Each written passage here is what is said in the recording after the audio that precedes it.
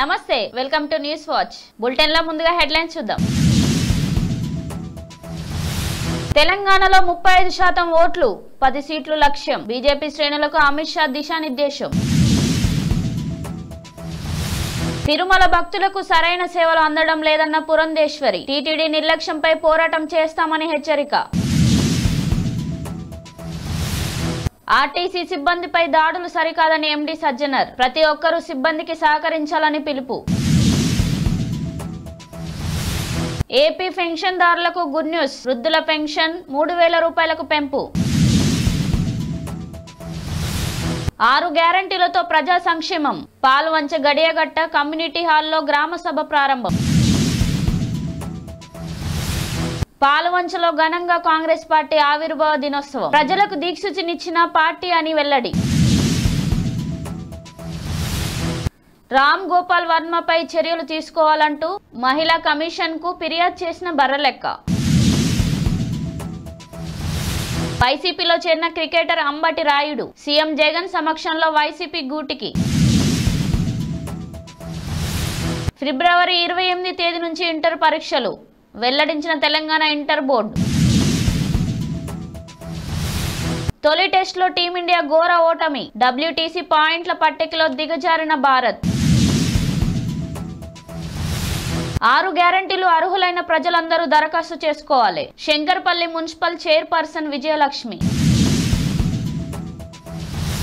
ఇక వివరాల్లోకి వెళ్దాం. రానున్న లోక్సభ ఎన్నికల్లో తెలంగాణలో బీజేపీకి 35% పైగా ఓట్లు 10కి పైగా సీట్లు రావాలని బీజేపీ అగ్రనేత అమిత్ షా అన్నారు. ప్రతి కార్యకర్త కూడా ఈ పార్టీ నాది అనే ఆలోచనతో పనిచేయాలని సూచించారు.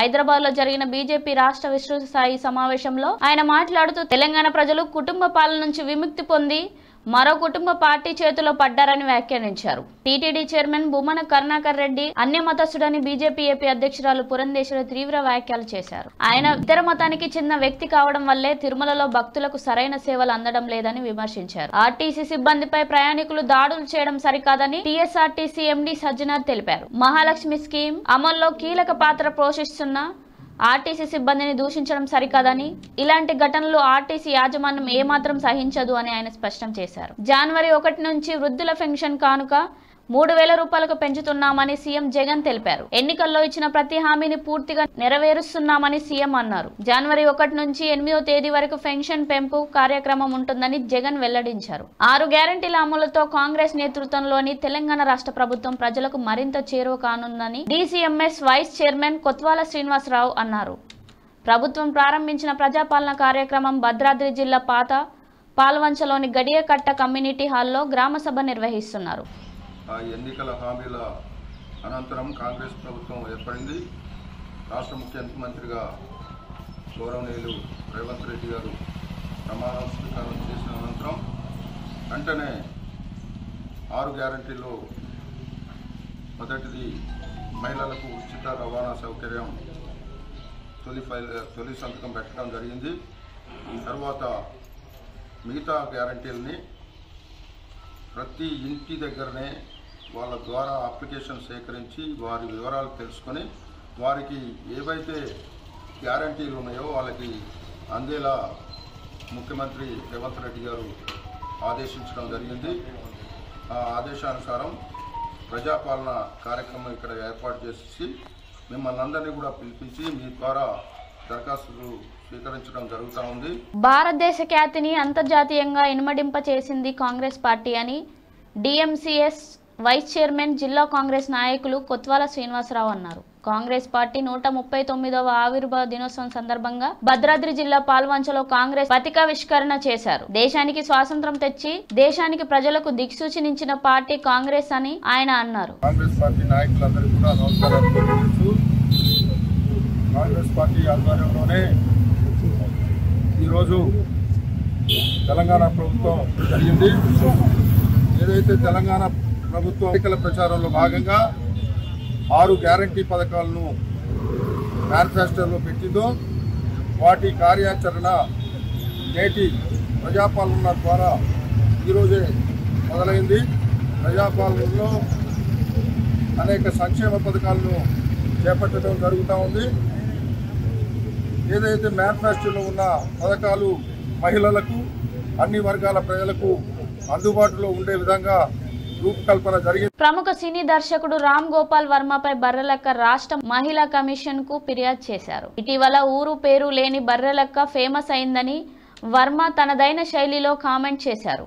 ఈ వ్యాఖ్యలను బర్రెలక్క సీరియస్ గా తీసుకున్నారు.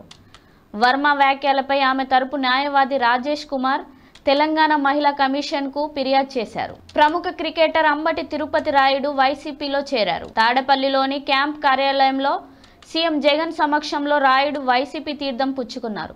రాయుడికి సీఎం జగన్ పార్టీ కండువ కప్పి వైసీపీలోకి సాదరంగా స్వాగతం పలికారు. ఇంటర్ బోర్డు గురువారం ఇంటర్మీడియట్ పరీక్షల షెడ్యూల్ ను విడుదల చేసింది. తెలంగాణలో ఇంటర్మీడియట్ పరీక్షలు ఫిబ్రవరి 28వ తేదీ నుంచి మార్చి 19వ తేదీ వరకు జరగనున్నాయి. సెంచరియన్ వేదికగా జరిగిన తొలి టెస్ట్ మ్యాచ్ లో దక్షిణాఫ్రికా ఘన విజయం సాధించింది. భారత్ 32 పరుగుల తేడాతో ఘోర పరాజయం చవిచూసింది. 163 పరుగుల తొలి ఇన్నింగ్స్ లోట్ తో రెండో ఇన్నింగ్ ప్రారంభించిన టీమిండియా 131 పరుగులకే కుప్పకూలింది. ప్రజాపాలన కార్యక్రమానికి మెదక్ జిల్లా శంకర్పల్లిలో మున్సిపల్ చైర్పర్సన్ సాత విజయలక్ష్మి ప్రారంభించారు. ప్రజా సంక్షేమమే లక్ష్యంగా రాష్ట్రంలో కాంగ్రెస్ ప్రభుత్వం ఇచ్చిన హామీలను నెరవేరుస్తుందని చైర్పర్సన్ అన్నారు. ఈ కార్యక్రమంలో municipal commissioner Gnaneshwar, vice chairman Venkatram Reddy, ward ప్రజలు తదితరులు పాల్గొన్నారు. బులెటిన్లో హెడ్లైన్స్ మరోసారి చూద్దాం. తెలంగాణలో 35% ఓట్లు, 10 సీట్లు లక్ష్యం. బీజేపీ శ్రేణులకు అమిత్ షా దిశానిర్దేశం. తిరుమల భక్తులకు సరైన సేవలు అందడం లేదన్న పురంధేశ్వరి. టీటీడీ నిర్లక్ష్యంపై పోరాటం చేస్తామని హెచ్చరిక. ఆర్టీసీ సిబ్బందిపై దాడులు సరికాదని ఎండీ సజ్జనర్. ప్రతి ఒక్కరూ సిబ్బందికి సహకరించాలని పిలుపు. ఏపీ పెన్షన్దారులకు గుడ్ న్యూస్. వృద్ధుల పెన్షన్ 3000 రూపాయలకు పెంపు. 6 గ్యారంటీలతో ప్రజా సంక్షేమం. పాల్వంచ గడియగట్ట కమ్యూనిటీ హాల్లో గ్రామ సభ ప్రారంభం. పాల్వంచలో ఘనంగా కాంగ్రెస్ పార్టీ ఆవిర్భావ దినోత్సవం. ప్రజలకు దీక్షనిచ్చిన పార్టీ అని వెల్లడి. రామ్ గోపాల్ వర్మపై చర్యలు తీసుకోవాలంటూ మహిళా కమిషన్ కు ఫిర్యాదు చేసిన బర్రెలక్క. వైసీపీలో చేరిన క్రికెటర్ అంబటి రాయుడు సీఎం జగన్ సమక్షంలో వైసీపీ గూటికి. ఫిబ్రవరి 28వ తేదీ నుంచి ఇంటర్ పరీక్షలు వెల్లడించిన తెలంగాణ ఇంటర్ బోర్డు. తొలి టెస్ట్ లో టీమిండియా ఘోర ఓటమి. WTC పాయింట్ల పట్టికలో దిగజారిన భారత్.